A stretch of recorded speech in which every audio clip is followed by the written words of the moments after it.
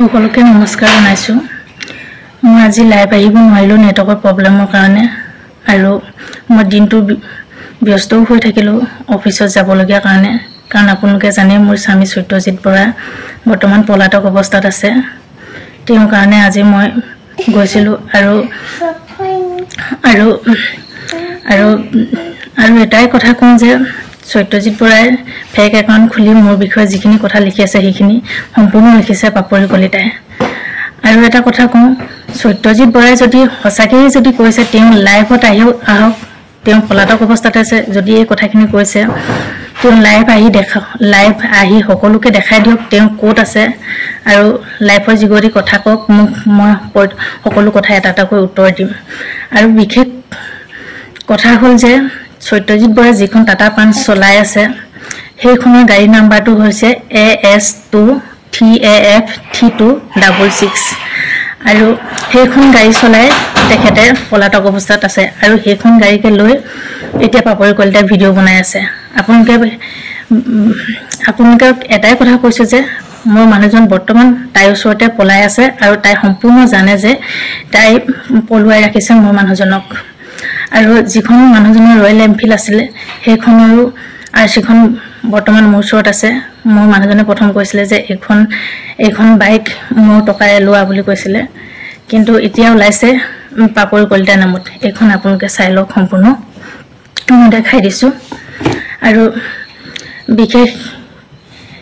বিশেষ কিনো কম, এতিয়া ৰাতি বহুত 12টা বাজিলে আৰু এটাই কথা মই মুখ্যমন্ত্ৰী ডাঙৰীয়াক অনুৰোধ কৰিছোঁ যে অবৈধ সম্পৰ্ক হৈছে, বহু নাৰীৰ জীৱন ধ্বংস কৰিছে। মোৰ এগৰাকী কণমানি সন্তান আছে 5 বছৰীয়া আৰু মই এগৰাকী নাৰী, গতিকে মোৰ দুটা জীৱন ধ্বংস হোৱাতকৈ আপোনালোকে বিচাৰ কৰক আৰু মোক ন্যায় দিয়ক। আৰু সকলোকে মই অনুৰোধ কৰিছোঁ আৰক্ষী প্ৰশাসনক, তেখেত পাপৰি কলিতাৰ ওচৰত আছে, অতি সোনকালে তাইক গ্ৰেপ্তাৰ কৰক, তেতিয়া মানুহজন ক'ত আছে বিচাৰি পাব। আৰু গুৱাহাটীত ইতিমধ্যে আছে বুলি কৈছে, গতিকে তেখেতক তাইক গ্ৰেপ্তাৰ কৰক। তাইক গ্ৰেপ্তাৰ কৰিলে সকলো কথা ওলাই যাব। আৰু কিছুমানে মোক বেয়াকৈ কমেণ্ট কৰিছে, তেখেতৰ কিছুমান ফেক একাউণ্টৰ পৰা কমেণ্ট কৰাৰ কাৰণে। আচলতে মই কেনেকুৱা মোক সকলোৱে জানে। মই তেখেতক 2010 চনৰ পৰা লগ হোৱা আৰু 18 চনত আমি বিয়া সোমাইছিলোঁ। বিয়া সোমোৱাৰ পিছত আমাৰ 7 বছৰ এতিয়া চলি আছে আমাৰ বিয়া হোৱা। গতিকে আপোনালোকে এবাৰ ভাবি চাওক, এগৰাকী নাৰীৰ জীৱনটো এগৰাকী নাৰীয়ে যদি ধ্বংস কৰি পেলাই, পাপৰি কলিতাই ইমান মিঠা কথা কয়, তই লোকৰ জীৱন ধ্বংস কৰিছ, তই মতা নেপালি, লোকৰ মতাটোকহে, এজনী ছোৱালী থকা মতাটোকহে তই পালিগে আৰু তাৰ আগতো 2-3টা মানৰ তই সংসাৰ ধ্বংস কৰিছ। নাপায় নহয় এইবিলাক কৰিবলৈ, তোৰ মা দেউতাই নেচায় নেকি এইবিলাক ভিডিঅ'?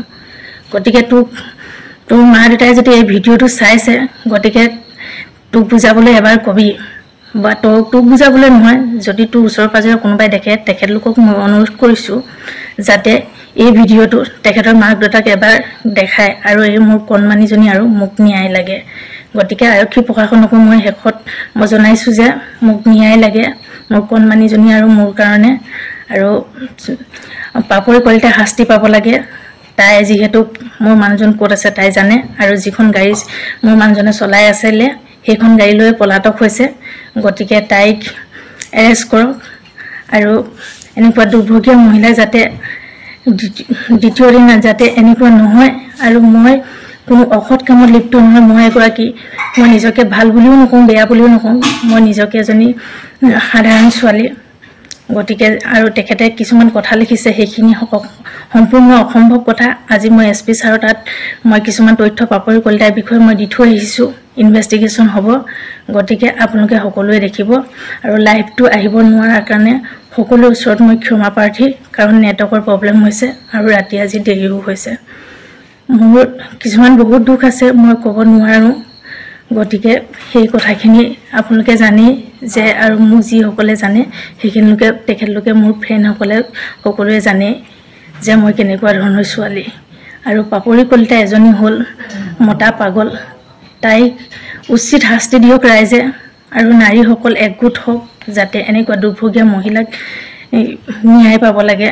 আৰু মই সদৌ শেষত মই আৰক্ষী প্ৰশাসনকো মই ন্যায় বিচাৰিছোঁ, আৰু যাতে মোৰ কণমানিজনীও সুখত থাকিব পাৰে, দেউতাকৰ মৰম পায় আৰু আমাৰ জীৱনটো যাতে সুখ হয়। নমস্কাৰ।